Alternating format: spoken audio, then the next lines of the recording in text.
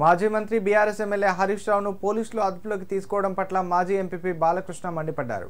సిద్దిపేట జిల్లా నారాయణరావుపేట మండల కేంద్రంలో నిర్వహించిన మీడియా సమావేశంలో ఆయన మాట్లాడారు. హరీష్ రావును విమర్శించే స్థాయి కాంగ్రెస్ ప్రభుత్వానికి లేదని తెలిపారు. ఎంక్వైరీ చేయకుండా కేసు నమోదు చేయడం ఏంటని ప్రశ్నించారు. ఇది ప్రభుత్వ అసమర్థ పాలనకు నిదర్శనమని పేర్కొన్నారు. కార్యక్రమంలో బీఆర్ఎస్ పార్టీ సీనియర్ నాయకులు ఎల్లారెడ్డి, మండల అధ్యక్షులు ఎల్లయ్య, నాయకులు సంతోష్ కుమార్, దుర్గం పరశురాములు పాల్గొన్నారు.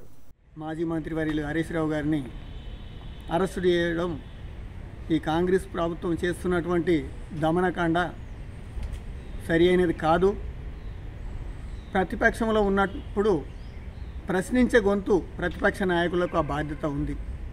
ప్రజలకు జరుగుతున్నటువంటి అన్యాయాలను అరికట్టడానికి, ఎక్కడిదక్కడ నిలదీయడానికి, ప్రజలకు మేలు కోరడానికి ప్రతిపక్షంలో ఉన్న వాళ్ళు ప్రశ్నిస్తూనే ఉంటారు. ప్రజల సమస్యలు తీరేదాకా కొట్లాడుతూనే ఉంటారు. ప్రభుత్వం ఉన్నది, నువ్వన్నీ 6 హామీలు, 6 గ్యారంటీలు, 420 హామీలు ఇచ్చినావు.